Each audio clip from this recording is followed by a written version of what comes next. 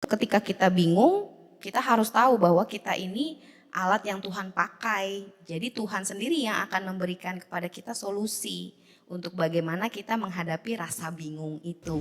Gereja tuh sebenarnya rumah sakit, tapi orang yang sakit iman bahasanya.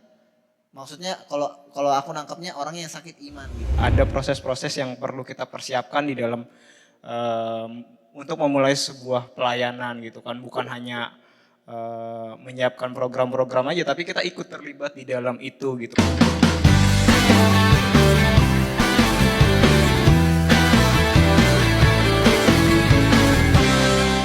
Shalom teman-teman remaja, selamat datang kembali di podcast Kata Remaja. Gimana nih kabarnya teman-teman semua? Semoga di tengah kesibukan teman-teman dalam pendidikan, pekerjaan, atau kegiatan lainnya teman-teman selalu dalam lindungan Tuhan ya. Balik lagi nih sama aku Mangara sebagai moderator dalam podcast Kata Remaja kali ini. Teman-teman, senang banget nih rasanya akhirnya kita bisa bertemu kembali dalam podcast Kata Remaja di volume yang ketiga. Kita udah sama-sama bahas dari podcast volume yang pertama, volume yang kedua, hingga akhirnya kita tiba di volume yang ketiga. Dimana bukan Kata Remaja ya teman-teman namanya, kalau nggak punya tema yang menarik dan juga nggak kalah menarik dari volume yang sebelumnya. Dimana pada volume ketiga ini teman-teman, kita mengangkat tema yaitu P3K. Tapi P3K di sini bukan pertolongan pertama ya teman-teman, tapi P3K itu merupakan singkatan dari proses, pergumulan, dan juga pembelajaran kepengurusan RHKBP. Di mana kita bakalan sama-sama membahas pengalaman dari kakak abang narasumber yang luar biasa nantinya, yang sangat amat menginspirasi teman-teman, terutama bagi para teman-teman remaja yang ingin memutuskan pertama kali ikut melayani dalam remaja. Nah teman-teman, kalau boleh sedikit cerita nih ya, gak kerasa kalau kepengurusan RHKBP Tanjung Priok periode ini akan sampai di penghujung cerita teman-teman. Banyak banget proses, banyak banget ceritanya, banyak banget pergumulan yang terjadi selama kita berada dalam kepengurusan ini teman-teman. Makanya teman-teman, inilah hal yang akan membuat podcast kita kali ini spesial gitu teman-teman. Karena kita bakalan sama-sama sharing hal-hal yang luar biasa yang didapetin sama kakak abang selama menjadi pengurus remaja.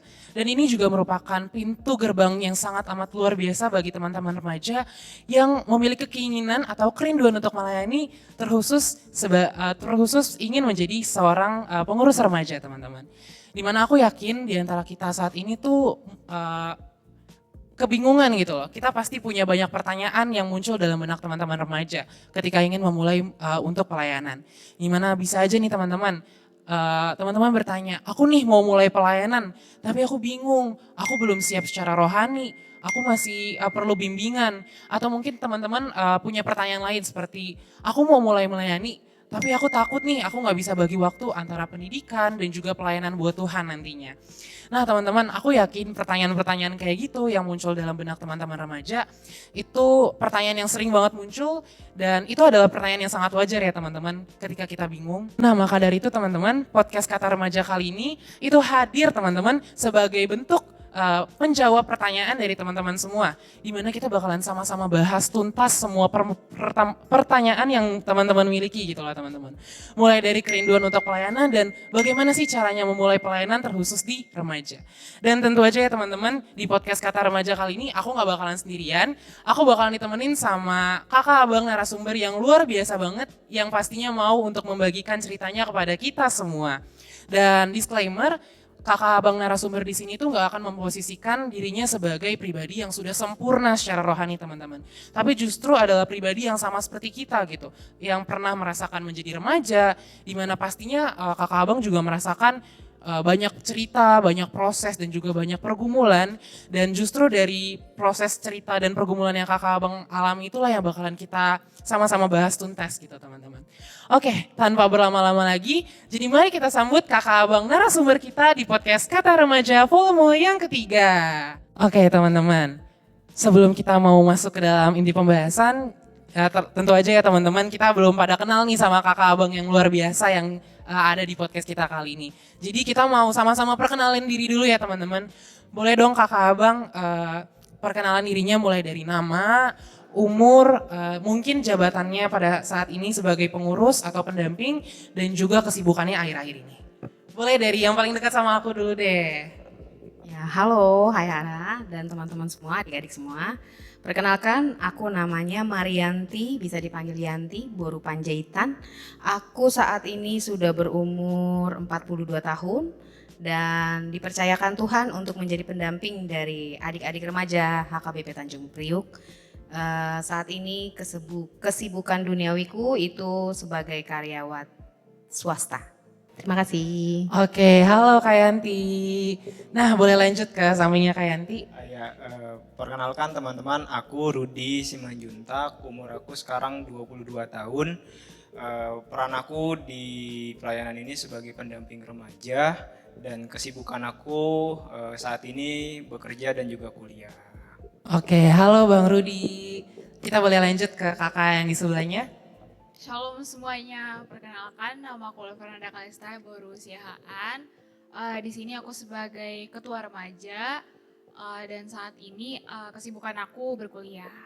Oke, halo Kak Lulu. Dan boleh teman-teman ke abang yang paling terakhir yang di ujung sana. Halo teman-teman, perkenalkan nama aku Joshua Padapotan Siotang. Umur aku 20 tahun, untuk aku di sini sebagai sekretaris dari remaja. Dan kesibukanku akhir-akhir ini magang di di perusahaan swasta. Oke, halo Bang Joshua. Nah teman-teman, kita udah sama-sama kenal ya narasumber kita di podcast Kata Remaja kali ini. Dimana ada Kak Yanti, ada Bang Rudi, ada Kak Lulu dan juga ada Bang Joshua nih teman-teman. Kalau boleh mulai ya teman-teman ya. Kita sama-sama tahu bahwa kakak abang di sini tuh memulai pelayanannya itu nggak langsung dari hal-hal yang besar ya teman-teman. Pasti mereka itu sebelum jadi yang seperti ini saat ini sekarang, mereka itu pernah punya panggilan melayani untuk pertama kalinya. Dimana inilah yang menjadi titik balik mereka memutuskan untuk terjun dalam pelayanan terkhusus pada saat remaja nih teman-teman. Nah, aku mau nanya dong sama kakak abang sekalian di sini, kira-kira kapan sih kakak abang nih menerima panggilan untuk melayani pertama kalinya dalam kehidupan? Boleh dari Bang Rudi dulu deh Bang. Panggilan pertama aku itu untuk menjadi pelayan di remaja itu dimulai dari kepanitiaan Natal 2019, itu dari ajakan kakak abang pendamping sebelumnya gitu kan. Aku merasa terpanggil aja karena ingin ikut terlibat dalam melayani Tuhan di umur aku yang masih muda itu kan, daripada aku nanti ada di luar yang tidak jelas, mending aku ikut pelayanan di gereja gitu. Oke, nah teman-teman kalau dari Bang Rudi sendiri, berarti panggilan melayani pertama kali itu pada tahun 2019 ya Bang, ketika akhirnya memutuskan untuk terjun sebagai panitia dalam Natal 2019. Iya betul.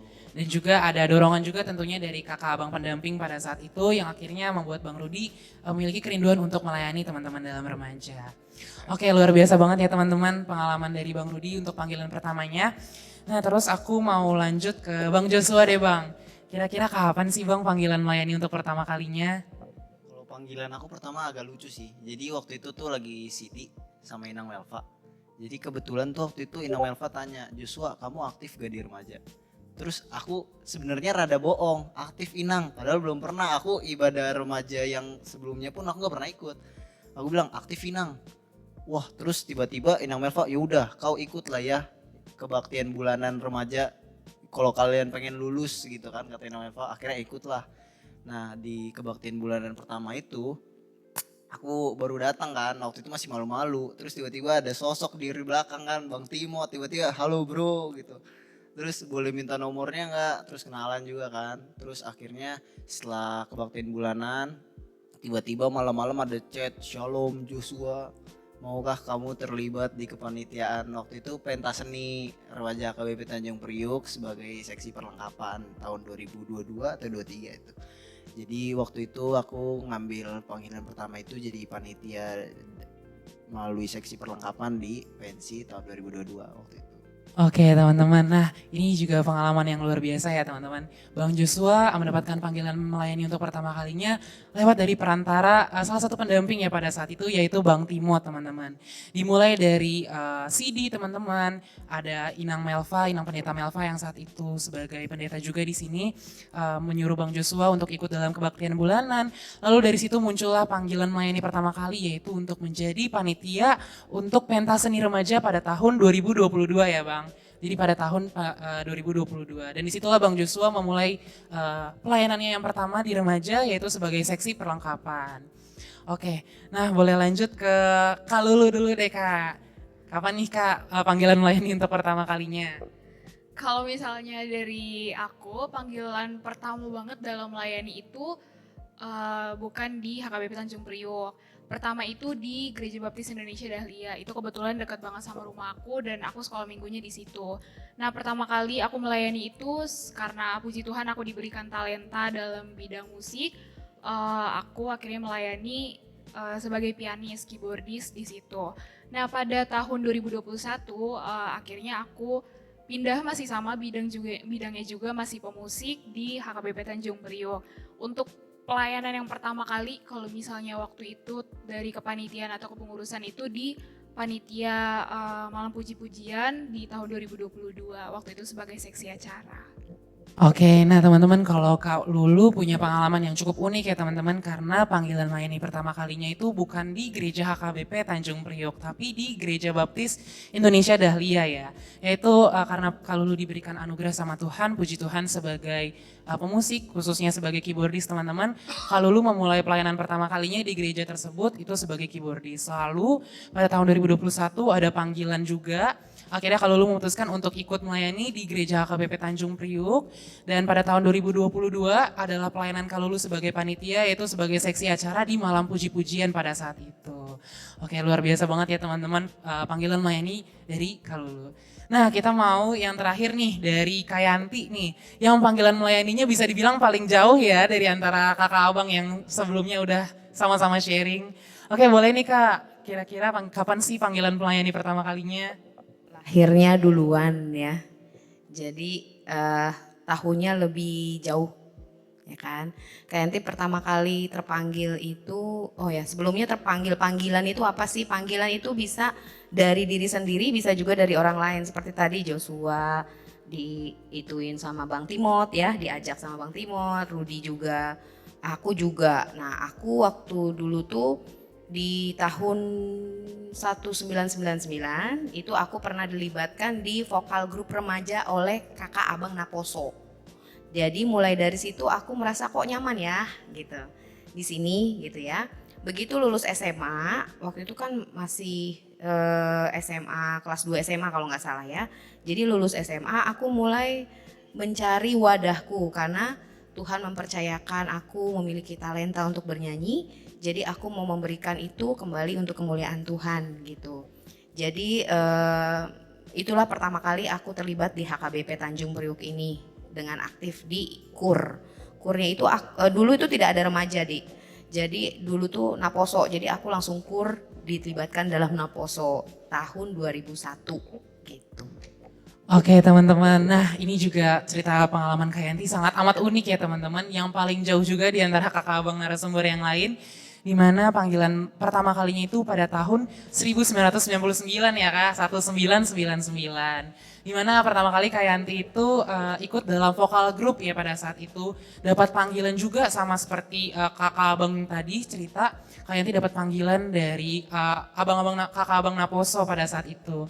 Hingga akhirnya Kayanti memutuskan setelah lulus SMA mau mencari wadah nih teman-teman untuk mengembangkan talentanya yang diberikan oleh Tuhan kepada Kayanti. Akhirnya memutuskan untuk aktif ikut dalam kur-kur di HKBP Tanjung Priok ini. Terkhususnya pada saat itu untuk Naposo ya teman-teman karena remajanya belum terbentuk. Oke, nah luar biasa banget ya teman-teman kalau misalnya kita udah dengerin pengalaman dari kakak abang yang tadi udah sama-sama kita dengerin. Luar biasa banget panggilannya yang berbeda-beda. Tapi yang penting tujuannya tetap satu ya teman-teman, yaitu panggilan untuk melayani Tuhan.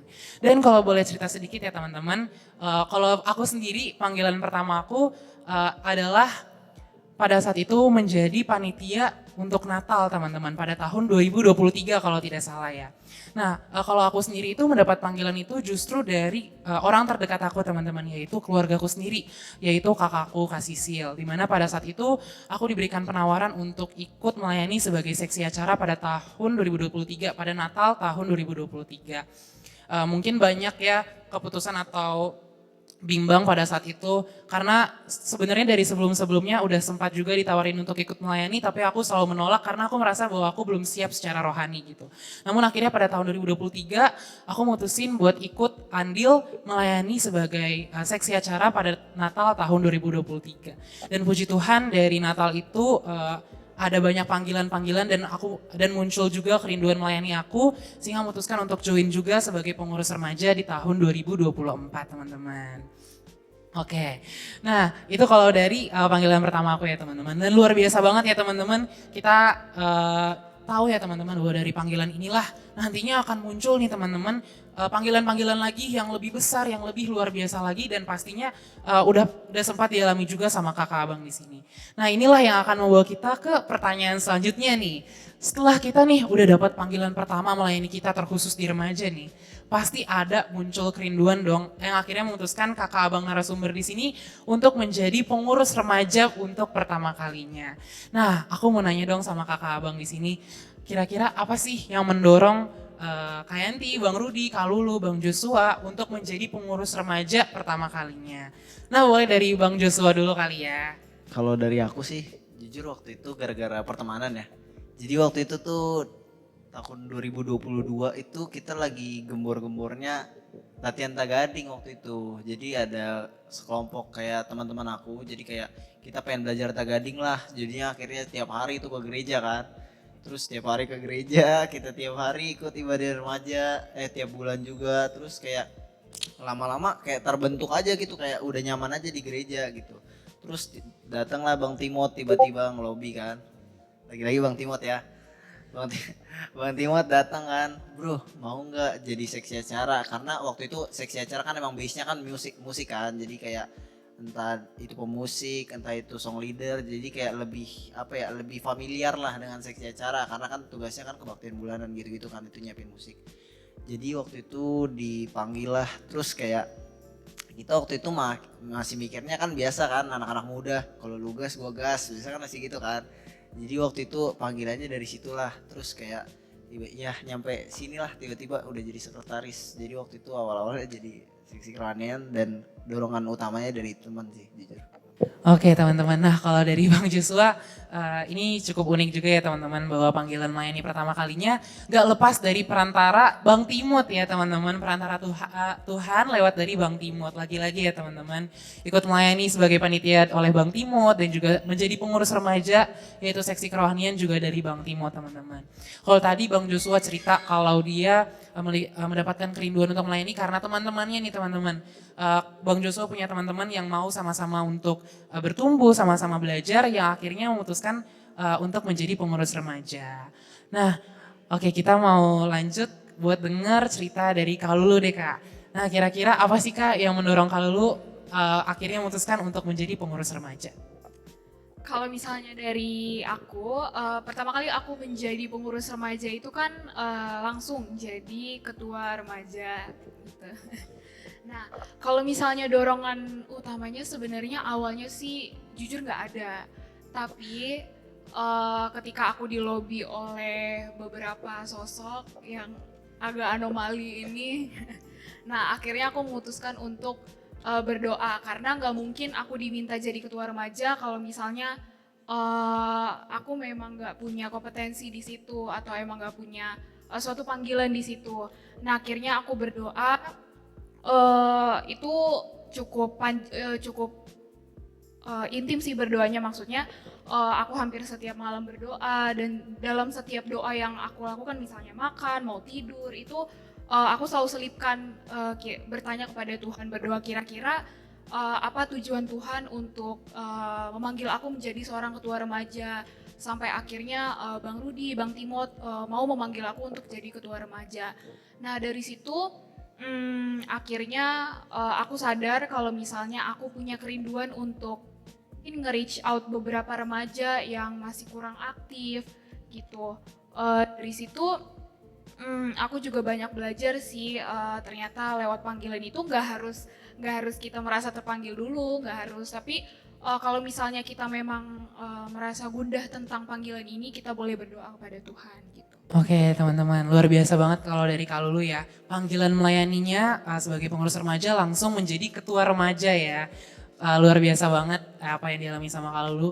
Dan tentu aja ya teman-teman, kalau kita dengar cerita dari Kak Lulu tadi, Kak Lulu gak semata-mata langsung menerima sebagai ketua remaja, pasti banyak banget hal-hal yang dipertimbangkan sama Kak Lulu, banyak banget pergumulan yang mungkin Kak Lulu pikirkan gitu pada saat itu. Tapi gimana sih caranya Kak Lulu bisa menyelesaikan semua itu? Yaitu dengan satu kuncinya teman-teman, yaitu berdoa. Kak Lulu selalu selipin waktu untuk berdoa di kegiatan apapun yang Kak Lulu lakukan gitu loh teman-teman. Sehingga akhirnya Kak Lulu bisa mendapatkan jawaban yang benar gitu dari panggilan tersebut dan memutuskan untuk menjadi ketua remaja pada saat itu. Oke, luar biasa banget ya teman-teman cerita dari Kak Lulu. Lanjut, aku mau dengar dong sharing pengalaman dari Bang Rudi nih Bang. Kira-kira apa sih Bang yang dorong Bang Rudi untuk join kepengurusan remaja? Iya.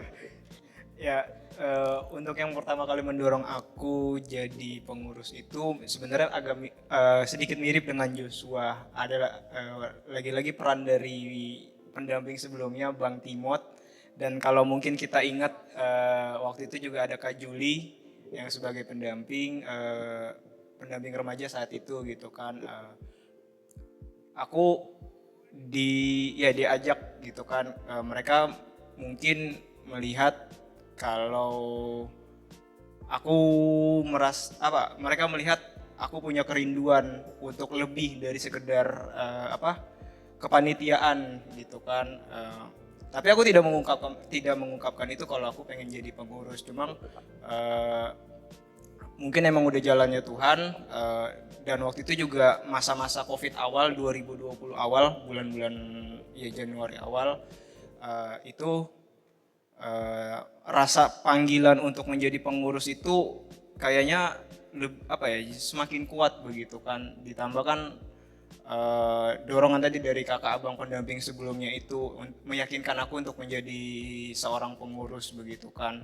Dan ya akhirnya memang nggak butuh waktu lama untuk menjawab. Kalau tadi kan Lulu kan butuh waktu agak intim lebih lama gitu. Kalau aku merasa kayaknya kalau Tuhan memang kalau Tuhan sudah menunjukkan orang untuk mengarahkan aku menjadi pengurus, sepertinya memang itu jalan yang Tuhan arahkan untuk aku gitu kan. Jadi aku menerima tawaran itu untuk menjadi pengurus begitu.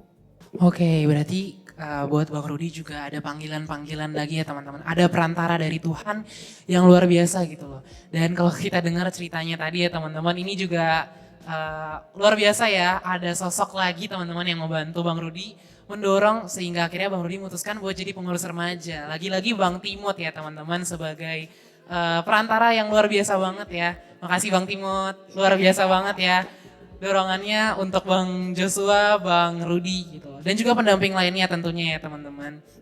Dan kalau kita dengar juga tadi Bang Rudi sempat mention bahwa memang muncul kerinduan Bang Rudi sendiri untuk ingin melayani dalam remaja gitu teman-teman. Sehingga berbeda dari Kak Lulu, Bang Rudi gak butuh waktu yang terlalu lama untuk memikirkannya. Sehingga akhirnya Bang Rudi memutuskan buat jadi pengurus remaja pada saat itu. Oke, nah kita udah dengerin sharing pengalaman dari Bang Rudi. Lanjut nih Kak, aku mau dengerin dong pengalaman dari Kak Yanti. Kira-kira apa sih Kak yang dorong Kak Yanti akhirnya mutusin buat untuk gabung remaja ya? Oke, awal mulanya tuh aku dilibatkan oleh adik-adik remaja di vokal group, melatih vokal group ya. Dan salah satu kerinduanku adalah aku pingin menularkan bahwa bernyanyi itu untuk Tuhan, dan aku menginginkan spirit itu ada di generasiku gitu, di adik-adikku yang akan menggantikan aku nantinya. Nah, out of nowhere tiba-tiba pemikiran itu melekat gitu, melekat di hatiku, melekat di pikiranku. Itu Tuhan bikin gelisah. Kamu kan sudah menguasai nih, kamu udah terlibat di vokal group, terus masa vokal group doang? Karena ketika kita mau menjadi pelayan Tuhan dalam hal bernyanyi, itu harus dari hati, harus dari pikiran, harus Tuhan kuasai tubuh, hati, jiwa, dan roh. Nah, jadi Tuhan tuntut sama aku, ayo apalagi yang mau kamu beri, apalagi mau kamu beri. Itu aku dibikin gelisah. Nah, aku melihat adik-adik remaja ini kok orangnya itu-itu aja yang aku lihat gitu. Jadi timbul suatu kerinduan untuk aku bisa memberikan lebih kepada adik-adik remaja gitu. Nah, ada satu khotbah itu yang menggugah aku itu dari Yesaya 6 ayat 8. Itu kata-katanya gini yang aku ingat dari Yesaya 6 ayat 8. Ini aku, utuslah aku. Di situ aku takut banget gitu. Itu aku gereja jam 6 sore dan di situ kalau nggak salah ya pendeta Paul yang berkhotbah, dia mengkhotbahkan tentang ayo siapa dari kita, sebenarnya bukan hanya untuk jadi pelayan pendeta atau sintua saja, tapi dari kita pun sebagai jemaat untuk terlibat dalam suatu keanggotaan, itu panggilan Tuhan juga. Jadi itu satu hari itu, terus nggak lama dari hari Minggu itu ada WA dari Anita, Kak Anita WA aku, apakah bersedia untuk menjadi seorang pendamping, terlibat sebagai pendamping di remaja. Nah, udah dari situ aku doakan dulu ya, sama seperti Lulu, aku berdoa dulu. Aku mengkonfirmasi sama Tuhan karena ketika kita sudah menjawab iya, kita harus punya komitmen di situ. Itu. Oke, nah kalau dari Kak Yanti sendiri teman-teman, panggilannya itu pertama dari vokal grup dulu ya Kak. Jadi dari kerinduan melayaninya terutama untuk menyalurkan talenta bernyanyi, karena kalau dari cerita Kak Yanti tadi kita tahu bahwa talenta yang kita punya yaitu seperti menyanyi haruslah kita pergunakan gitu loh, harus kita salurkan juga ke yang lain. Akhirnya dari situlah Kak Yanti muncul keinginan ya akhirnya memutuskan buat ikut bergabung dalam remaja. Tapi sebelum benar-benar masuk ke dalam remaja teman-teman, ada juga perantara yang menghampiri Kak Yanti gitu loh. Pertama lewat dari firman Tuhan yang menyapa Kak Yanti dari Yesaya 6 ayat 8. Dan juga lewat dari pendamping juga ya teman-teman pada saat itu, yaitu Kak Anita teman-teman. Yang akhirnya memutuskan Kak Yanti untuk ikut terlibat dalam remaja menjadi pendamping remaja. Oke, nah luar biasa banget ya teman-teman pengalaman dari kakak abang di sini. Dan oh iya, aku mau tanya lagi dong. Kan kalau buat Bang Rudi sendiri ya, Bang Rudi ini terkhusus buat Bang Rudi. Selain jadi pengurus remaja, Bang Rudi akhirnya memutusin juga kembali buat jadi pendamping remaja. Nah kira-kira nih Bang, apa sih yang mendorong Bang Rudi akhirnya memutusin nih dari pengurus remaja lanjut lagi jadi pendamping remaja? Untuk jadi pengurus ke pendamping, aku merasa itu tanggung jawab yang belum selesai. Jadi aku merasa kalau aku tinggalin PR-PR yang ada di kepengurusanku sebelumnya, aku agak khawatir. Takutnya teman-teman di kepengurusan berikutnya ini, kepengurusannya Lulu keteteran gitu kan, dan aku coba untuk membantu. Untuk coba terlibat kembali gitu kan, cuma kan tidak mungkin ya untuk menjadi pengurus lagi melihat umurku yang sudah bukan remaja lagi. Tawaran jadi pengurus itu memang sudah tidak ada, cuma ada tawaran sebagai pendamping gitu kan, dan itu bukan dari tawaran untuk menjadi pendamping, itu bukan dari teman-teman kakak abang pendamping sebelumnya, tapi langsung dari Amang Paul sendiri yang menawarkan aku di kebaktian pengurus terakhir sebelum regenerasi itu, yang bolehlah kau nanti lanjut jadi pendamping begitu. Oke, nah kalau dari Bang Rudi, keren banget ya teman-teman. Ternyata Bang Rudi merasa bahwa masih ada hal yang perlu diselesaikan sama Bang Rudi. Bang Rudi masih perlu untuk mempertanggungjawabkan hal-hal yang mungkin belum sempat dilakukan pada saat Bang Rudi menjadi pengurus remaja gitu. Ingin melanjutkan lah ya tanggung jawab Bang Rudi. Dan juga puji Tuhannya ada perantara juga, yaitu dari Amang Paul pada saat itu yang membantu Bang Rudi untuk menjadi pendamping remaja gitu. Amang Paul menyampaikan kerinduannya untuk melihat Bang Rudi kembali bergabung menjadi remaja. Karena pada saat itu mungkin umur menghalangi Bang Rudi untuk menjadi pengurus remaja. Akhirnya jadilah pendamping remaja. Dan kerinduan seperti itulah teman-teman yang luar biasa yang mau kita tunjukkan kepada Tuhan gitu loh. Kerinduan melayani yang seperti itu yang dibutuhkan sama Tuhan gitu. Terutama bagi teman-teman remaja saat ini gitu loh, yang mungkin masih dalam masa transisi, masih dalam masa yang penuh dengan kebingungan gitu loh. Ketika kita memiliki kerinduan buat terus melayani, pasti Tuhan akan melihat apa yang kita lakukan gitu teman-teman. Dan Tuhan pasti akan membalas hal-hal baik kepada kita pada saat kita sudah fokus untuk memiliki kerinduan kepada Tuhan. Nah, luar biasa banget ya teman-teman, kita melihat kakak abang di sini menjadi pengurus, pendamping, penuh dengan pergumulan, penuh dengan pertanyaan yang mungkin muncul dari benak kakak abang di sini. Nah, sekarang aku mau tanya dong, setelah jadi pengurus dan juga pendamping, pasti ada dong kesan atau perasaannya gitu loh pada saat menjalani peran tersebut gitu loh. Nah, kira-kira dari siapa ya? Dari Kak Lulu dulu deh, dari Kak Lulu. Kira-kira gimana nih Kak kesan dan juga perasaannya pada saat menjalankan perannya pertama kali, apalagi sebagai ketua ya pada saat itu? Pasti kalau pertama kali, apalagi aku langsung jadi ketua remaja, Bang Rudi, nah itu pasti bingung ya, karena kan aku nggak tahu sebelumnya sistem pelayanan atau sistem organisasinya kepengurusan remaja itu sebelumnya seperti apa, atau yang biasa seperti apa, atau dinamika kerja timnya itu seperti apa bentuk. Dan aku juga kebetulan satu pelayanan, maksudnya kepengurusan aku juga banyak orang-orang baru juga. Tapi puji Tuhan ditambah lagi oleh tim kerja yang mau melayani bersama. Nah yang pertama itu pasti bingung banget. Terus aku gak tahu harus ngapain. Jujur yang pertama kali, karena makanya di pertama kali pas awal-awal kepengurusan itu aku cukup pasif sih ya, lumayan gitu. Tapi lama-kelamaan itu bisa diatasi dengan yang namanya berkomunikasi, bertanya, konsultasi apa yang harus kita lakukan dan sebagaimana halnya itu. Tapi dari situ akhirnya aku bisa lebih paham lagi bagaimana sistem kerjanya, gimana cara berkomunikasi yang baik. Kalau misalnya kita nggak tahu ya kita bertanya, karena nggak mungkin orang paham kan apa yang kita gumulkan gitu. Oke, nah kalau dari Kalulu sendiri nih, kesan pertamanya pada saat menjadi pengurus remaja, langsung jadi ketua juga ya teman-teman. Pasti merasakan yang namanya kebingungan teman-teman. Dan perasaan yang dialami sama Kalulu itu merupakan hal yang sangat wajar ya teman-teman.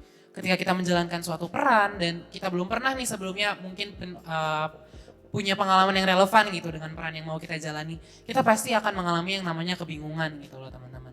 Dan ada banyak cara gitu loh teman-teman yang bisa dilakukan untuk mengatasi kebingungan tersebut teman-teman. Kalau dari Kalulu tadi, Kalulu cerita bahwa dengan komunikasi yang efektif teman-teman akhirnya bisa gitu loh mengurangi rasa kebingungan yang dilanda sama Kalulu pada saat itu.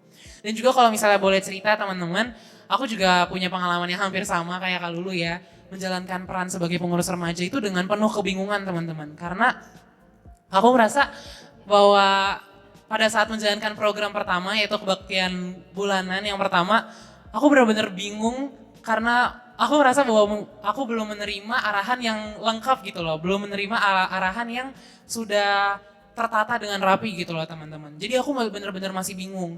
Tapi untungnya aku sadar bahwa aku tuh bekerja itu nggak sendirian teman-teman. Aku punya teman-teman di bagian aku punya Kaolin dan juga Bang Marcel pada saat itu yang akhirnya kita sama-sama berdiskusi gitu loh. Yang akhirnya membantu menjawab kebingungan yang aku miliki gitu loh. Karena kita bingung bareng-bareng dan kita bisa punya jawabannya juga bareng-bareng. Dan puji Tuhannya akhirnya pada program yang pertama bisa berjalan dengan cukup baik. Dan lewat dari program pertama itu teman-teman, akhirnya aku bisa belajar buat kebaktian berikutnya atau program-program berikutnya. Buat apa yang perlu aku lakukan, apa yang mungkin masih kurang. Sehingga aku bisa perbaiki buat ke depannya. Dan ini yang mau kita sama-sama belajar ya teman-teman. Bahwa kebingungan itu jangan kita jadikan sebagai hal yang wajar gitu loh teman-teman. Bukan sebagai hal yang menakutkan gitu loh. Karena justru dari kebingungan tuh kita diajak buat belajar gitu loh. Gimana sih caranya supaya kita bisa mengatasi kebingungan ini. Justru yang salah itu adalah ketika kita bingung, tapi kita nggak mau jawab gitu. Kita nggak mau ngelakuin, kita nggak mau nanya apa yang harusnya kita lakukan. Nah itu yang salah teman-teman. Itulah mengapa bekerja dalam pengurus remaja gitu. Salah satunya ya sebagai pengurus remaja, bekerja dalam tim yang mungkin penuh dengan kebingungan. Itu harus kita kerjakan bareng-bareng lah pokoknya teman-teman. Oke, lanjut ke Kak Yanti deh Kak. Aku mau nanya dong buat Kak Yanti, kira-kira kesan dan perasaannya gimana nih pada saat menjalani peran sebagai pendamping remaja? Sama, bingung ya. Aku bingung sebagai pendamping remaja itu harusnya ngapain sih gitu kan. Tapi puji Tuhannya itu aku punya anak remaja, Benita. Aku berpikir gini, oh anakku ini di masa remajanya dia dan aku mengingat kembali masa remajaku, nggak mau terlalu terlibat dengan orang tua gitu, ribet gitu kalau sama orang tua gitu ya. Ada perasaan ribet gitu ya.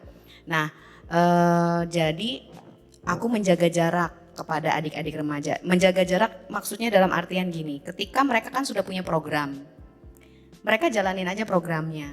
Tapi kalau mereka aku dengar atau aku perhatikan mereka bingung, baru aku ada yang bisa dibantu nggak gitu. Jadi aku sebagai pendamping memposisikan diriku sebagai orang tua yang memberikan kepercayaan kepada adik-adik pengurus remaja untuk mereka menjalankan programnya dengan versi mereka. Nah kalau misalkan ada yang kayaknya nggak tepat nih, kurang baik nih, aku rapikan, aku arahkan. Atau kalau mereka kesulitan untuk berbicara dengan orang tua ataupun dengan pendeta pendamping remaja, aku maju gitu. Karena di situ aku memposisikan ya berbicara sebagai orang tua dari hati ke hati gitu. Nah, jadi rasa bingung itu jangan, benar kata Ara tadi, jangan dianggap suatu ketakutan yang menjadikan kita berhenti gitu untuk melayani. Justru ketika kita bingung, kita harus tahu bahwa kita ini alat yang Tuhan pakai. Jadi Tuhan sendiri yang akan memberikan kepada kita solusi untuk bagaimana kita menghadapi rasa bingung itu gitu. Jadi kebingungan itu wajar adik-adik, tetap memiliki hati yang ingin melayani itu yang Tuhan mau. Bagaimana caranya mengatasi kebingungan itu Tuhan sendiri yang akan memberikan jawaban buat kita gitu. Oke, nah kalau dari Kak Yanti bahkan teman-teman ya sebagai pendamping remaja pun masih sama gitu, permasalahannya adalah kebingungan teman-teman. Tapi akhirnya Kak Yanti punya jawabannya sendiri ya, di mana Kak Yanti memutuskan untuk memposisikan dirinya sebagai orang tua bagi teman-teman remaja, sebagai pengurus remaja gitu. Di mana Kak Yanti akan hadir ketika pengurus remaja yang pada saat itu sedang menjalankan program mungkin kebingungan, butuh arahan. Nah, Kak Yanti turut hadir di situ, ikut andil membantu adik-adik remaja untuk menjalankan programnya. Luar biasa ya teman-teman. Nah, aku lanjut mau tanya buat ke Bang Rudi deh Bang.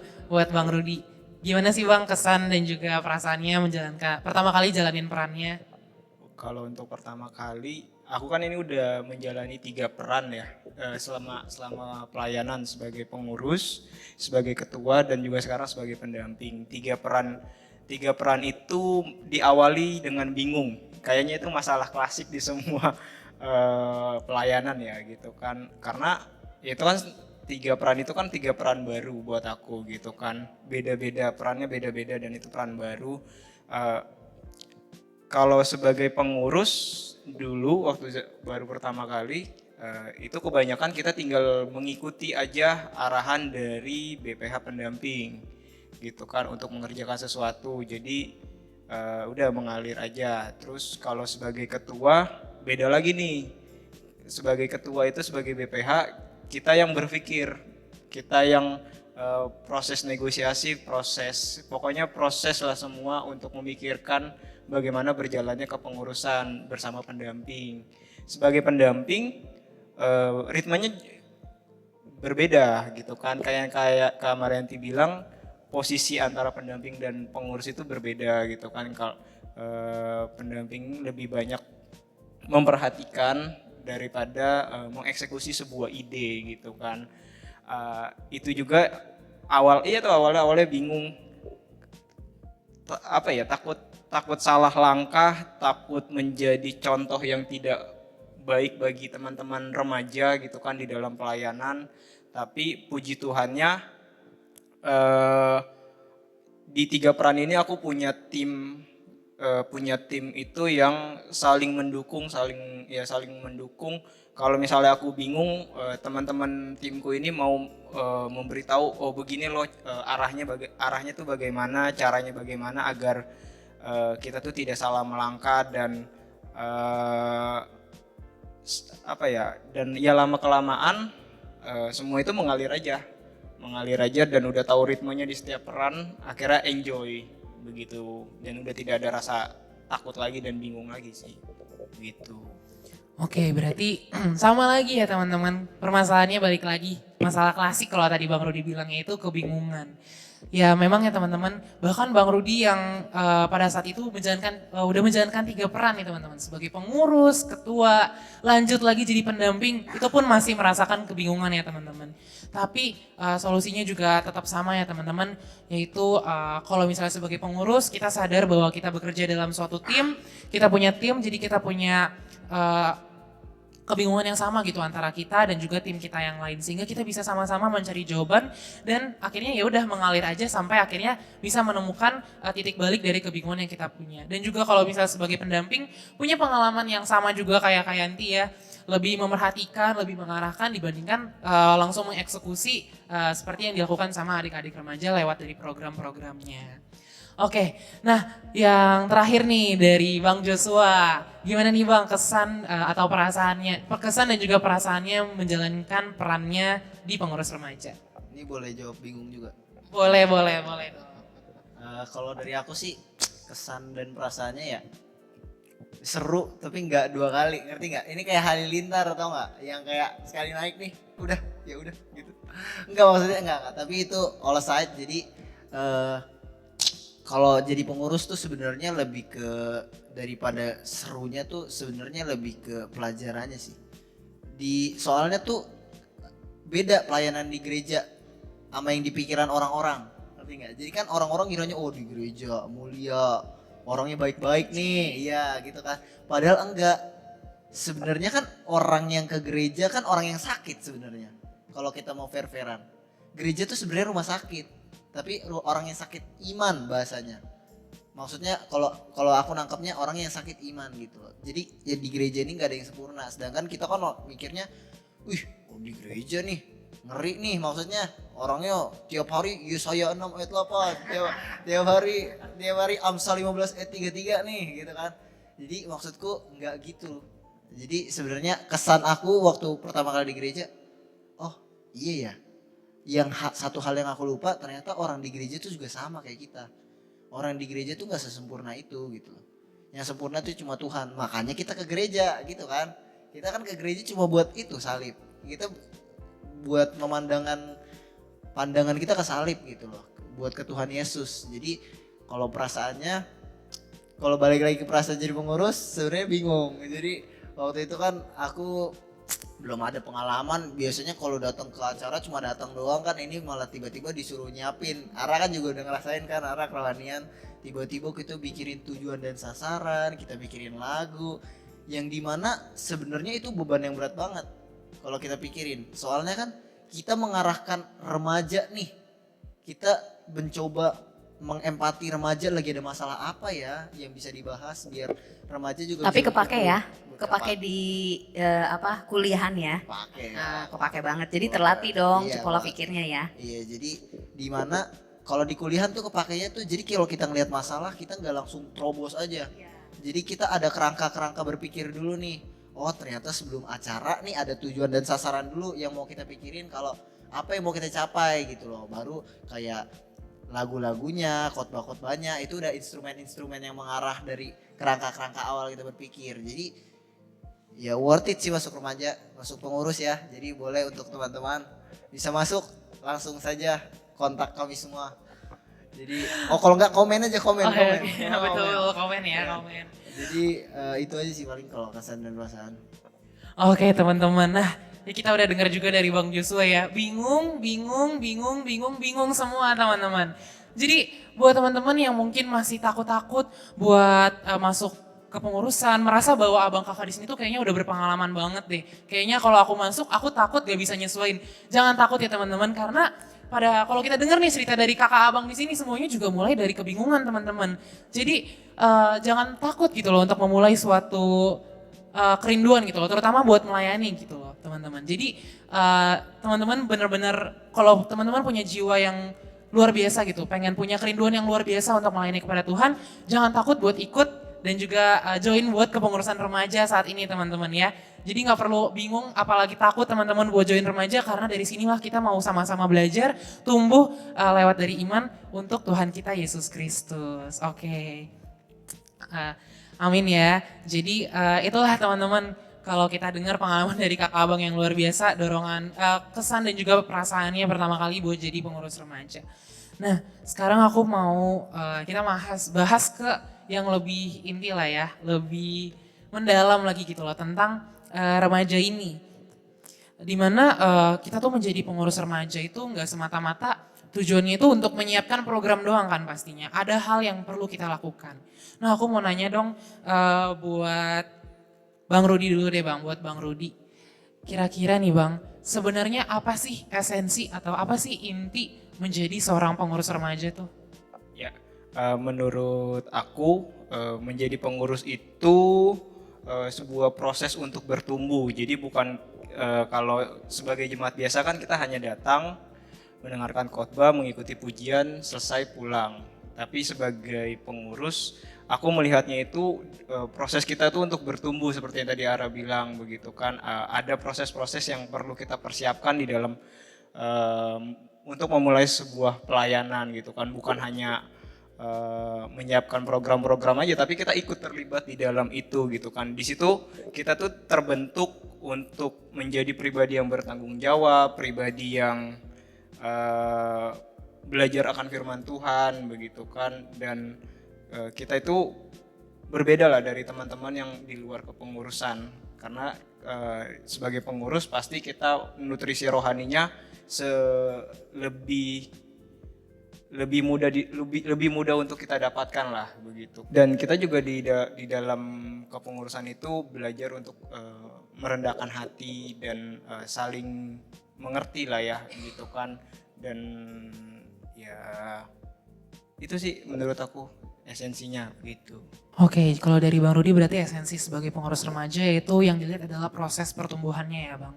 Gimana sih caranya kita sebagai pengurus remaja ini tuh bisa melaksanakan bukan cuma program teman-teman, tapi hati kita untuk Tuhan. Dimana dari pengurus remaja inilah tujuan kita sebenarnya adalah kita mau sama-sama tumbuh. Kita mau sama-sama menghadirkan, kalau tadi Bang Rudi bilang jiwa untuk saling rendah hati gitu ya dalam pelayanan gitu teman-teman.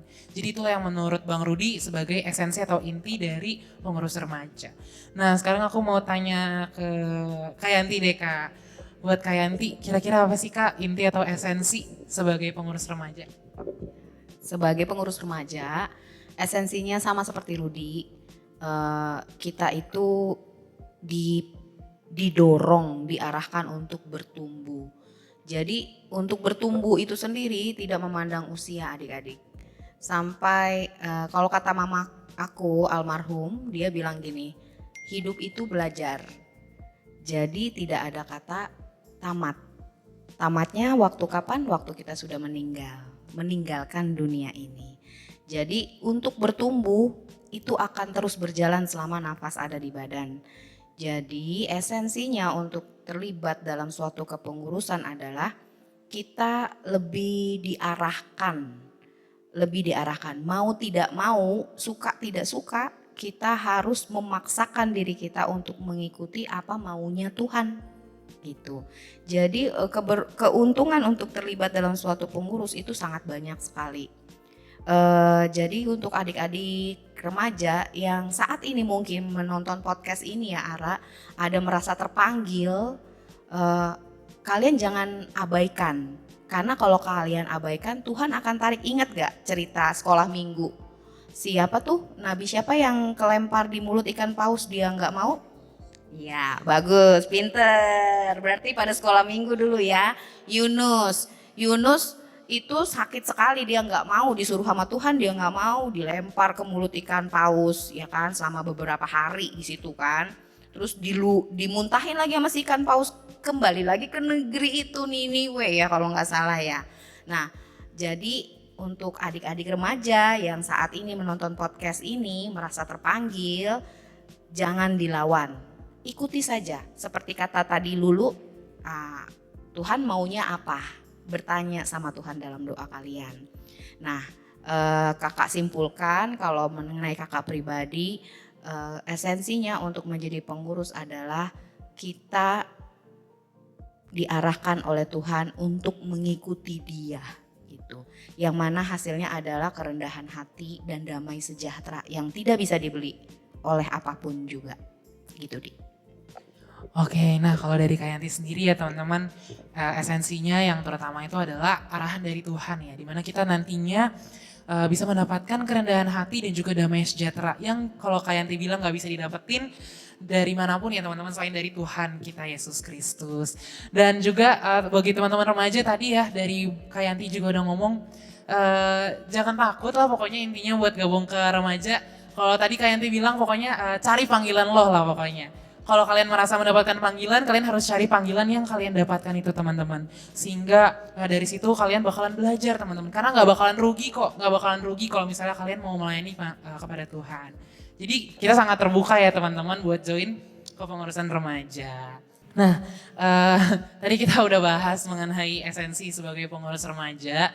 Kita juga udah mengetahui nih kira-kira apa sih yang sebenarnya kita bisa dapetin pada saat kita jadi pengurus remaja gitu loh. Nah sekarang aku mau nanya kembali lagi ke pengalaman kakak abang di sini nih. Aku mau nanya dong buat Bang Joshua dulu deh. Aku mau nanya buat Bang Joshua. Kira-kira kegiatan apa sih Bang? Kegiatan kepengurusan apa nih yang menurut Abang tuh paling berdampak? Boleh untuk diri sendiri atau buat orang lain ketika Abang tuh ketika Abang melayani gitu loh. Kalau dari aku sih jujur, aku malah dari persiapan acaranya. Jadi di mana kita bikin tujuan dan sasaran, di mana kita mikirin nih lagu-lagu nih yang cocok buat kebaktian bulanan, itu lebih kena di aku. Soalnya jujur, aku jarang baca Alkitab. Jadi kayak soalnya apa ya, dari hati ini ada kayak rasa muak. Sebenarnya bukan muak sih, sorry.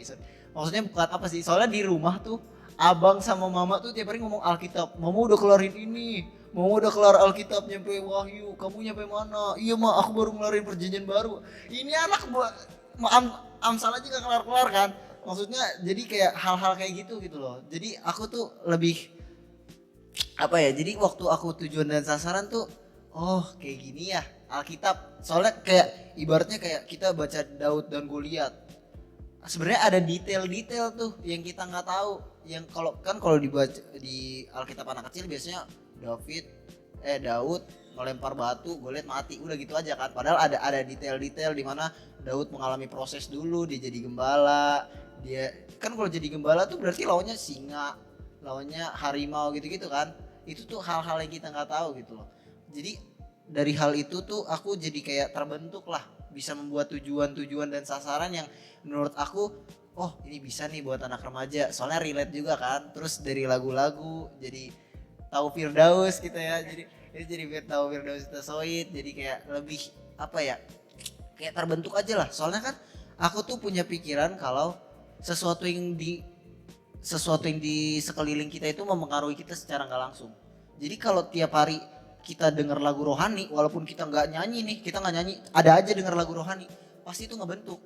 Tuhan baik, Tuhan baik, Tuhan baik, tiap hari datang aja nih ke telinga, pasti terbentuk. Oh Tuhan baik. Walaupun kita kayak awalnya nggak ngedenger nih, kayak cuma samar-samar doang, Tuhan baik, Tuhan baik, Tuhan baik sih. Terus tiba-tiba Tuhan baik, oh Tuhan baik gitu loh. Pasti ada. Itu tuh udah secara saintifik kalau lingkungan kalian tuh secara nggak langsung tuh membentuk decision yang kalian buat. Jadi hal-hal seperti itu mungkin yang sangat berimpact di aku. Jadi aku lebih ke persiapannya gitu. Oke teman-teman, nah kalau dari Bang Joshua ya teman-teman, justru bukan kegiatannya teman-teman yang jadi titik balik buat Bang Joshua, tapi proses ketika mempersiapkan kegiatan yang akan berlangsung gitu loh. Dimana Bang Joshua dari situ tuh bisa banyak belajar teman-teman.